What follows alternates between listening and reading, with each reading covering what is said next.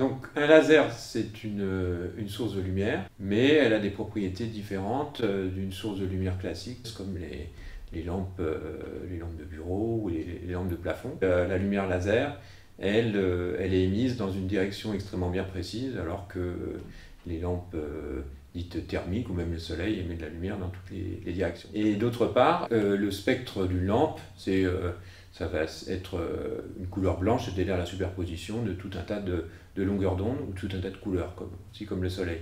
Un laser, lui, il peut émettre de la lumière dans une seule longueur d'onde, c'est-à-dire une couleur extrêmement pure, extrêmement bien précise, qui fait que ça va concentrer sa puissance dans une seule longueur d'onde. Et ça va avoir tout un tas d'intérêts en termes d'utilisation du laser comme une source d'ondes lumineuses extrêmement stable. Maintenant, pour fabriquer un laser, la façon la plus générale, c'est d'utiliser un atome ou une collection d'atomes, et on va les éclairer avec une lumière normale, avec une source d'énergie normale. Ces atomes vont tout absorber n'importe quelle fréquence ou longueur d'onde, mais ils ne vont réémettre qu'une seule fréquence, une seule longueur d'onde, c'est-à-dire une seule couleur qui leur est propre. Ensuite, pour que l'émission elle se fasse dans une direction bien précise, il faut placer ces atomes entre deux miroirs, de telle manière que l'émission en fait va être concentrée dans la direction qui est perpendiculaire aux deux miroirs. On va plutôt utiliser le rouge, et on va avoir une direction donc bien préférentielle, contrairement à une émission de lampe qui va être dans toutes les directions. Donc ça, c'est le mode d'emploi un peu simplifié de comment réaliser un laser. Alors, maintenant, lorsqu'on a un faisceau qui sort de notre laser, l'une des applications qui a été utilisée, c'est de pouvoir concentrer cette lumière dans une toute petite zone de l'espace, va avoir beaucoup d'énergie dans une petite zone de l'espace. Et ça, Arthur Ashkin, qui a eu la moitié du prix Nobel de physique en 2018, là, a imaginé qu'on pouvait manipuler des petites billes, des petites particules, voire même des bactéries, en utilisant le fait qu'il y a une sorte de force qui va maintenir les particules à l'intérieur du faisceau laser. Et ensuite, on va pouvoir observer avec un microscope l'évolution d'une bactérie ou d'une cellule qui va être maintenue sur place ou qui peut être bougée en bougeant la position du spot laser. La deuxième partie du prix Nobel 2018 a été attribuée à deux personnes, Gérard Mourou et Donna Strickland, pour des inventions concernant l'amplification d'impulsions laser. Dans le temps, au lieu d'émettre de façon continue, si c'est l'axe du temps, ils vont émettre des bouffées, des flashs de puissance.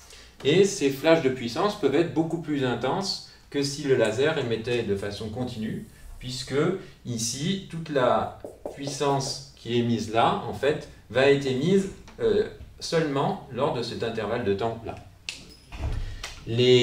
Ces deux chercheurs ont inventé une technique dans les années 85, une technique qui permettait d'amplifier encore plus ces impulsions et ainsi de vaincre une sorte de seuil technique qui était apparu à la fin des années 85. Maintenant, donc ça, ce sont les propriétés des lasers impulsionnels, c'est d'être concentrés temporellement. Les propriétés des lasers continus, c'est d'être concentrés spectralement.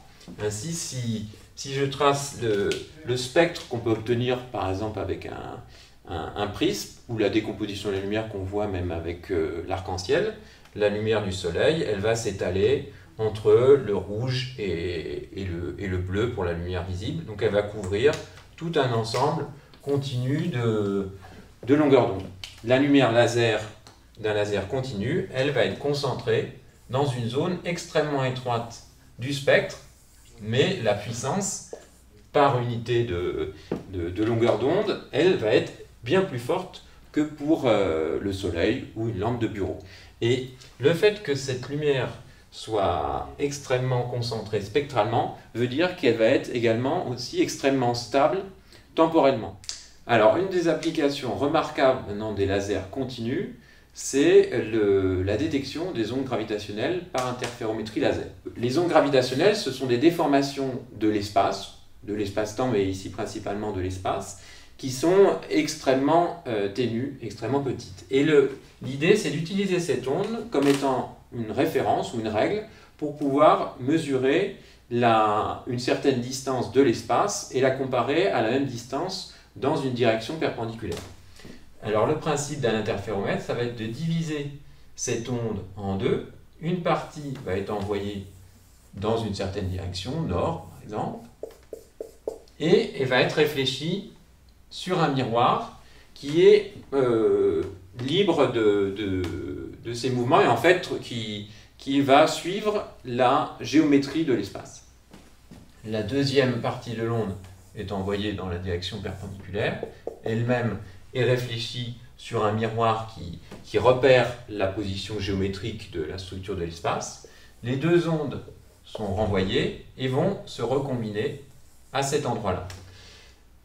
Et on voit ici en fait que s'il y a un petit retard, une différence de longueur entre les deux directions, on a une sorte un phénomène qu'on appelle phénomène d'interférence et qui peut être détectable si l'onde ici est suffisamment stable et suffisamment intense. C'est sur ce principe qu'on va donc pouvoir mesurer des déformations du milliardième de mètre qui vont être le témoignage du passage d'une onde gravitationnelle grâce aux propriétés extrêmement particulières du laser, la directionnalité qui permet ici d'envoyer le faisceau sur 3 km sans qu'il soit diffusé largement sur d'autres directions, et d'autre part la stabilité temporelle de cette oscillation qui assure que cette différence entre les deux ondes provient bien d'une déformation de l'espace et non d'un bruit du laser en lui-même.